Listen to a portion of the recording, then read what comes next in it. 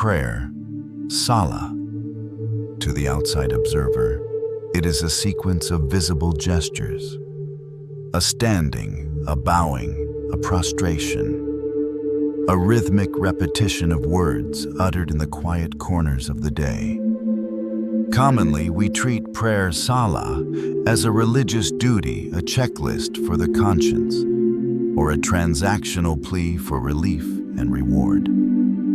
We measure its success by our concentration, or the emotional relief it leaves behind. But what if Salah is not merely something we do? What if prayer, Salah, is a state of being? An invisible dialogue occurring beneath the surface of the physical world, whispering a reality that your external senses are too blind to perceive. To understand the secret life of Salah, we must look past the mechanics of the ritual. We must travel from the realm of form, Mulk, to the realm of inner meaning, Malakut. Every movement in Salah is a cosmic translation. When you stand upright, you are not just positioning your body, you are witnessing your own vertical existence, a contingent being held upright by the necessary. When you bow, Ruku, you bend the spine of your ego. And when you press your forehead against the dust in prostration, Sujud, you reach the absolute climax of truth. You acknowledge your fundamental nothingness. Think deeply about this physical descent. In the vocabulary of the cosmos, the lowest point of human posture becomes the highest peak of human consciousness. In his deep contemplative approach, Islam reminds us that the outer forms of worship are not arbitrary rules. They are the physical shadows of an ontological reality. Just as your body has a soul, the ritual of Salah has an inner spirit, Batin. The words and postures are merely the shell. The living core is the direct, unmediated attention of the soul toward its creator. But herein lies the illusion of our daily routine. We often bring the noise of the world into the sanctuary of the divine presence. We recite the words, but our hearts remain attached to the causes, asbab. We pray for peace, yet we seek security in our wealth, our plans, and our worldly status.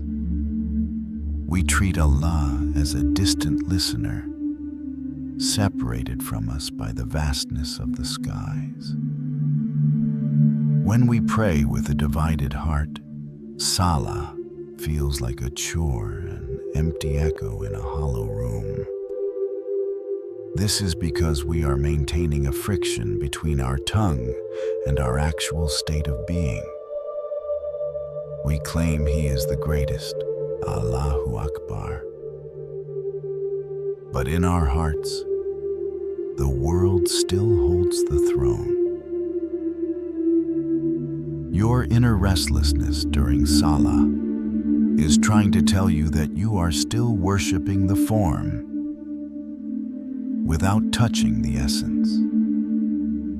If Salah is a dialogue, it requires a silencing of the self. Islam teaches that true Salah begins when the seeker begins listening with Allah. It is the realization that you do not initiate the dialogue. Your very desire to pray is already the response to an eternal call. The breath that allows you to utter His name is His gift. The consciousness that seeks Him is His light reflecting within you. In this elevated state of awareness, Salah ceases to be a ritual performed at specific hours. It becomes an ongoing, vital connection. We begin to understand the distinction between two ways of entering Salah. There is the Salah of the Ghafil, the heedless who performs the movements while their soul remains anchored in the marketplace of Dunya.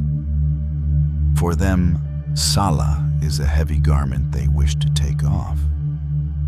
And then there is the Salah of the Arif, the knower who steps onto the Salah mat as if stepping out of existence itself.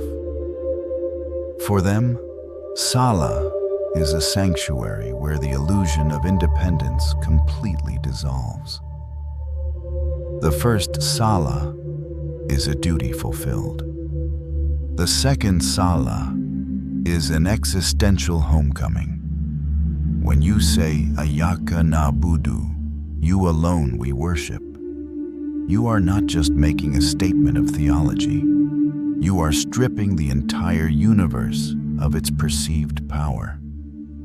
You are looking at the clock, the bank account, the enemies, and the allies, and declaring, you have no independent existence.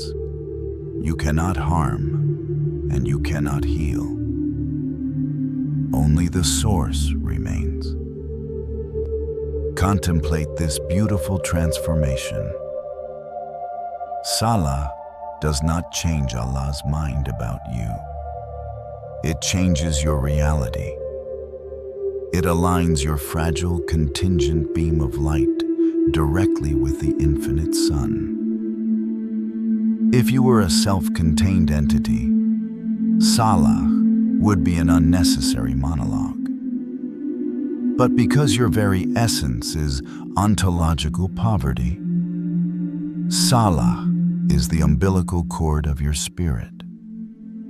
It is the vessel through which the absolute perfection, beauty, and mercy of Allah pour into your limited horizon. The secret life of Salah reveals that we were never meant to walk through this world isolated from the divine presence. So, the next time you stand to pray, do not rush to finish. Let the silence lengthen before you speak. Let the weight of the world drop from your shoulders. Allow the outer ritual to become completely transparent until nothing remains in your vision but the absolute reality. In that quiet, invisible dialogue, the boundary between the sacred hour and the ordinary day begins to fade. You leave the Salah mat, but your heart remains in prostration. You walk among people, but your soul is still conversing with the divine.